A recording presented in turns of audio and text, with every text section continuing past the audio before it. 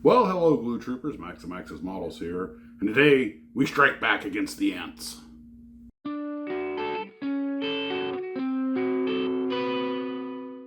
So the guy came out today to treat the carpenter ants and did everything. So we are fighting our battle against them, and that means that I get back to work now because that was really what I had scheduled for today. So I've been working on these 3D kits Ken gave me, and I've got to tell you that they're becoming a lot more of a challenge than I expected. I have had a little bit of luck with the Tamiya thick orange top glue and with the Gorilla Glue, but the other CA, just the CA or the regular CA, didn't seem to want to bite into the stuff. And I'm going to see which one of these two works best before I do the rest of it. I've made a few initial bonds. Now, unfortunately, on the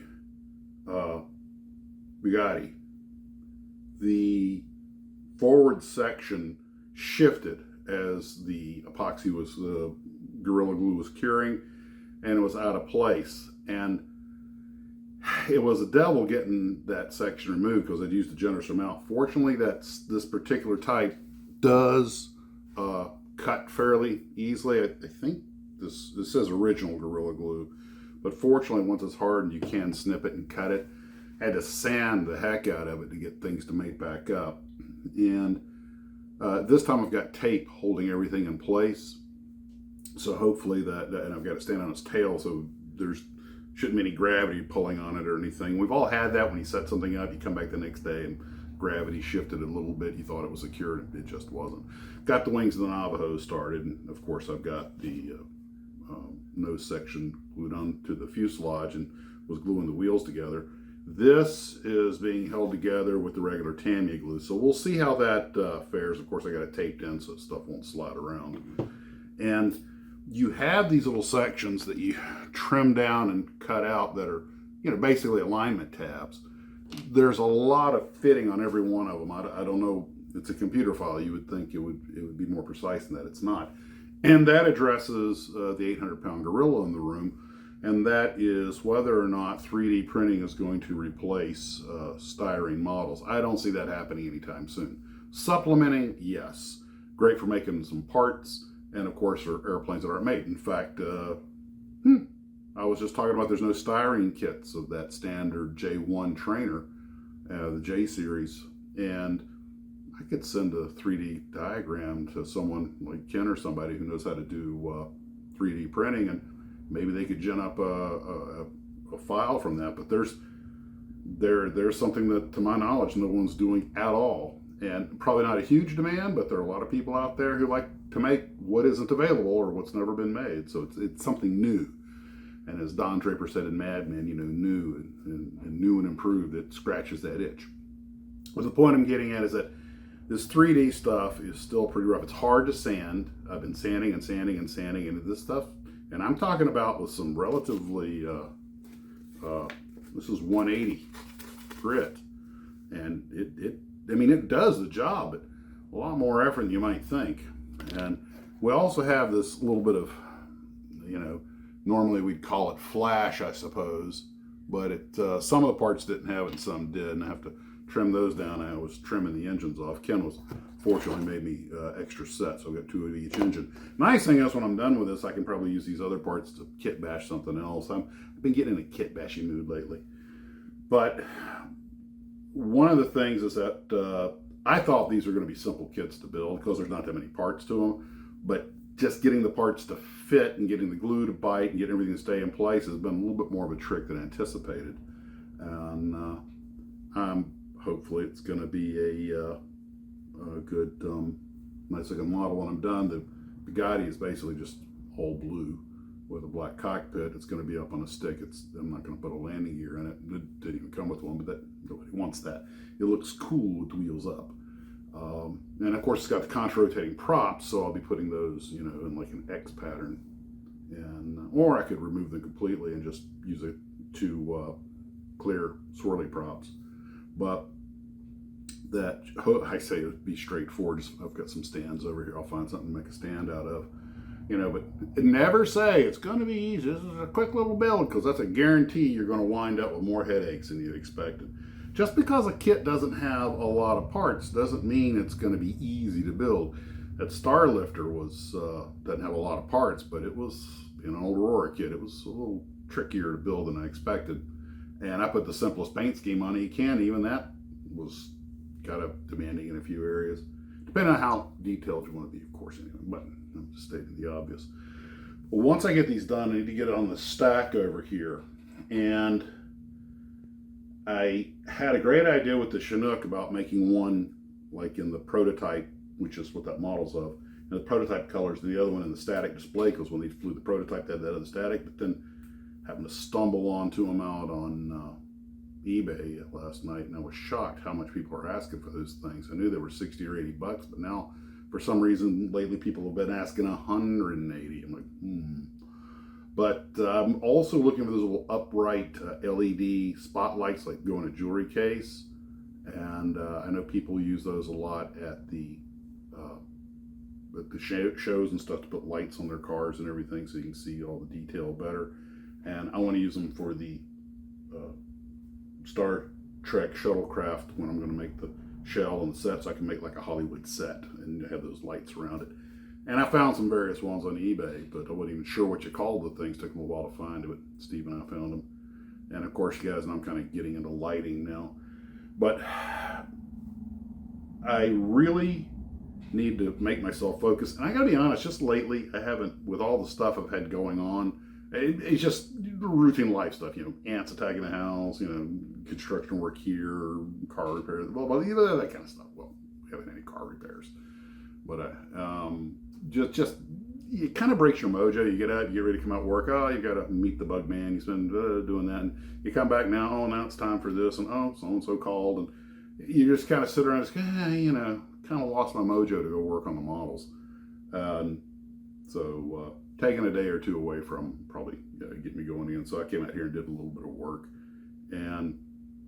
but I really need to finish that simulator, that C5070 simulator I'm going to make, and get that photographed and find a place to put it. Actually, I have no idea where I'm going to put that thing, but I want to get working on these other models. I think I've been kind of on a flying saucer space kick lately, so I think I'm going to be doing the shuttlecraft and the Lost of Space base pod and the Hannibal, which I have plans for as a quasi kit bash.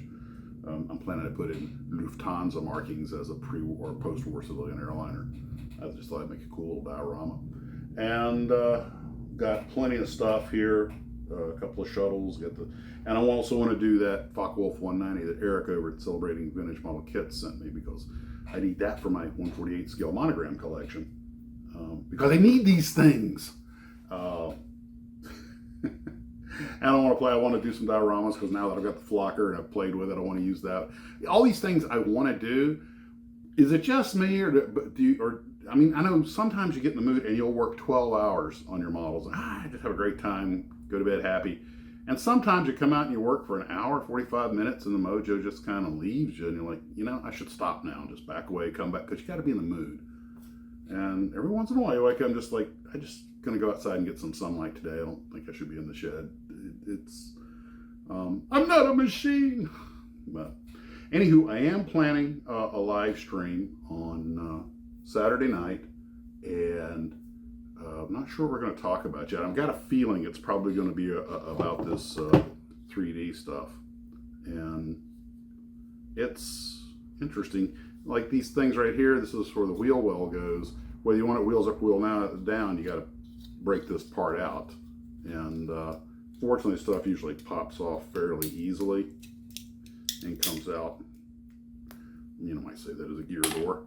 But you have to do all that with it, and it definitely, parts prep is the big part behind this. And of course, depending on how much texture you have in the medium, you're going to have to see if I can get it to focus on that.